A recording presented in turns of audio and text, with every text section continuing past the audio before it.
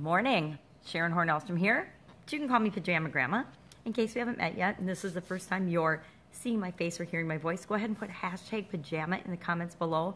Then I know that you're new to being exposed to me.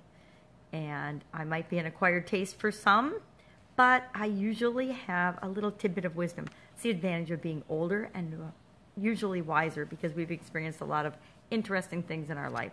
So EGS, you're probably thinking, what the hell is EGS and why should I listen to anyone called the Pajama Grandma who uses a magnifying glass about it?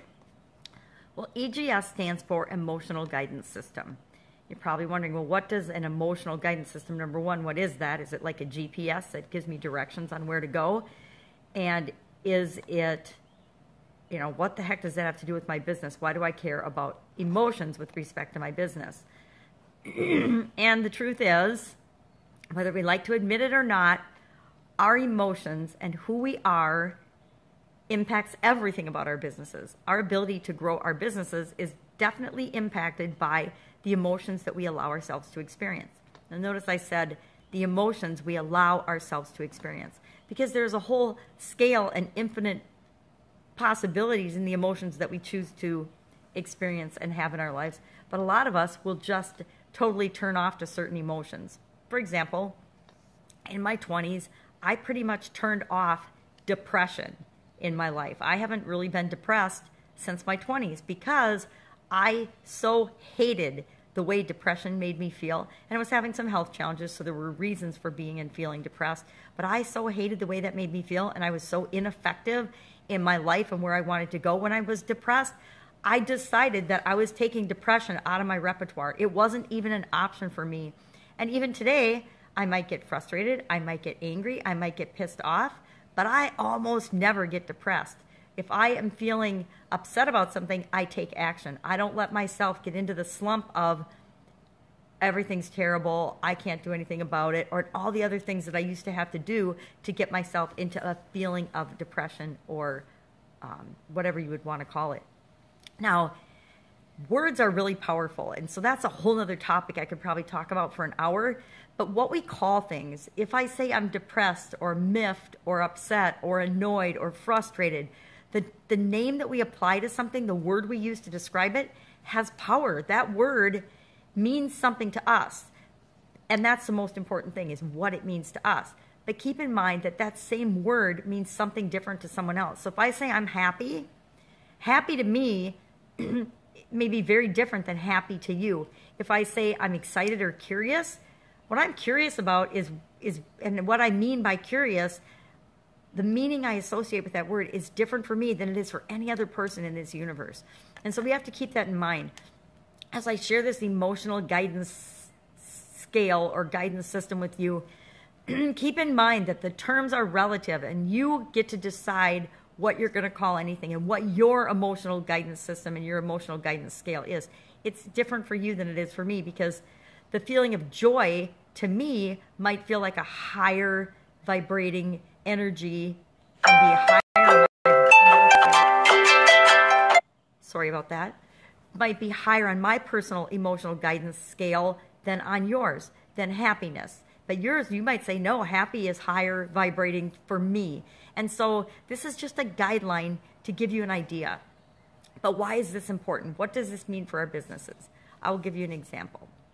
When I was running my Italian food business for quite a while, I was really frustrated.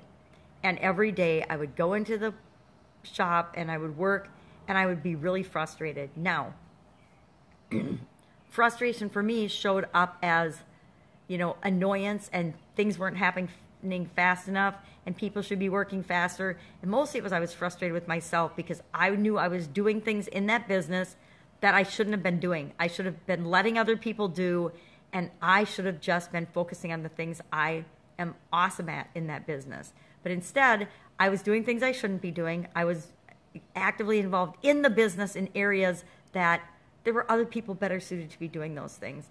And so I would get frustrated because I thought they should be being done faster or more efficiently or more effectively. And the more frustrated I was, the less effective I was. And the more I got involved in the business instead of working on the business. And then again, the more frustrated I got. So it was this ever-evolving spiral. And once I realized that I was frustrated because I expected things to be different than they were, I realized that I was the problem and I had to fix that. And so I decided that I needed to change my rules about what it took for me to be frustrated. And when I did that, I became a much more effective human being, number one, leader, number two, business owner, number three, and everything improved exponentially because I let go of and chose better feelings for me than frustrated. Now, frustrated on my emotional guidance scale is a very negative, low vibrating emotion for me, and it makes me ineffective as a business leader. And so I knew that I needed to move myself up the emotional scale and find ways to feel better, because when I was feeling better and less frustrated, everything in my life worked out better. So as an example, and I learned about this from Esther and Jerry Hicks in the book Manifest Your Destiny. And I learned about it, or your desire, manifest your destiny, manifest your desire. And this is actually just a 365-day book of lessons. And I was reminded of it today when I was doing something else, another piece of content.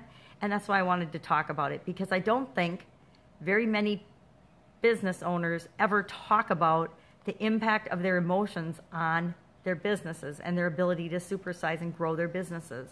I know that as I was building my businesses, I didn't think about the effect my emotions had on them. It wasn't until I had a huge health challenge that I actually even started studying and learning about emotional intelligence and our emotions and our feelings and how that impacts everything in every area of our life.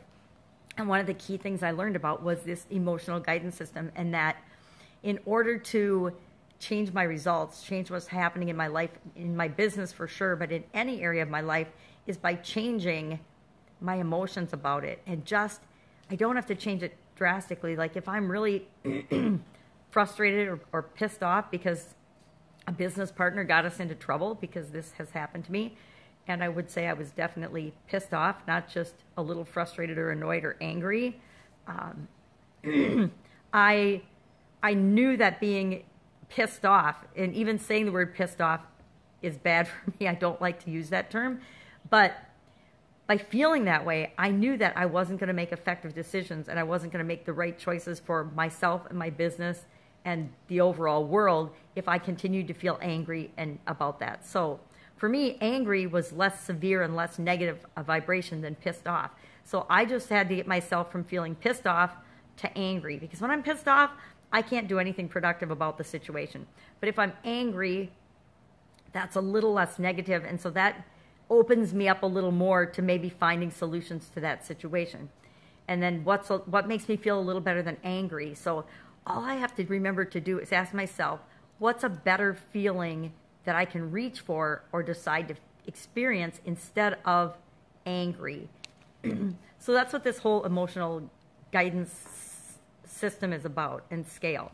So I'm going to read you the sample one from the book, and then challenge you to create your own. Just get a piece of paper, number it 1 through 25 or whatever you want, how many ever emotions you can come up with or want to come up with. I accidentally hit snooze on my alarm. It's to remind me to drink some lemon water. Actually, that's not what it's for, but it's okay. So I want to run through this. This is just a sample one, a guide. I want to challenge you to create your own. Create your own emotional guidance system. And I've got my own, and it's slightly different from this. Similar, but slightly different. And I made my own based off of this. And so if I find myself feeling a certain way, and usually it's when I'm feeling a certain way that I don't like, I will pull that piece of paper out and I will look at it and I'll say, okay, I'm really super frustrated that I've made this mistake 6 times in a row. So frustrated doesn't make me an effective problem solver, and I'll probably find a 7th, 8th, and 9th, and 10th way to make another technological mistake if I don't decide to reach for a better feeling emotion. So I'll look at my scale and I'll see where frustrated is, and then frustration is 10 on this scale, but for me frustration is more like a 15. I think it's like 15 or so on mine, but it doesn't matter. But to reach for a better feeling emotion, I say, okay, I'm frustrated by this, but what would be a better feeling than that? Well, maybe pessimism, maybe Maybe if I'm a little negative about it versus being frustrated, that feels a little better for me. So I'm like, maybe I'll only make that mistake or a different mistake 1 or 2 more times before I figure it out. But I'll keep reaching for a better feeling emotion. So I'll probably go for hopefulness, because hopefulness means I'm hoping and I'm pretty sure that I'm not going to make that mistake or a technological mistake on what I'm trying to do maybe 1 more time. So let's run through this scale. And this is just a scale, and I'm looking at it again from the book, page 160 on Manifest Your Desires by Esther and Jerry Hicks. And you can actually look this up on the internet. I'm sure you can Google emotional guidance scale, emotional guidance system, and it will give you a scale, someone else's scale about this. And it might be Esther and Jerry's, but I'm sure that a lot of people have come out with their own since I read this, because I read this book, I don't know, years ago. So I'm just going to share this quick example with you and then challenge you to come up with your own. So for example, number 1 is joy, knowledge, empowerment, freedom, love, and appreciation. So that would be the highest vibrating, best feeling energy that you could have. Number 2 is passion. Number 3, enthusiasm, eagerness, happiness. 4, positive expectation or belief. 5, optimism. 6, hopefulness. 7, contentment. 8, boredom. 9, pessimism. 10, frustration, irritation, impatience. Yeah, I had to separate those babies out. 11, overwhelm or overwhelmment. 12, disappointment. 13, doubt. 14, worry. 15, blame. 16, discouragement or being discouraged. 17, anger. 18, revenge. 19, hatred or rage. 20, jealousy. 21, insecurity, guilt, unworthiness. 22, fear, grief, depression, despair, powerlessness. Now, those are all really bad. Those are all on the bottom of my personal scale, but I think that depression I actually had put on the very, very bottom of my personal emotional scale, and that's why I knew I needed to alleviate that from my life. And again, I did that when I was in my early 20s because I knew that it had to go. It was not serving me at all. So I challenge you today to create your own emotional scale like this.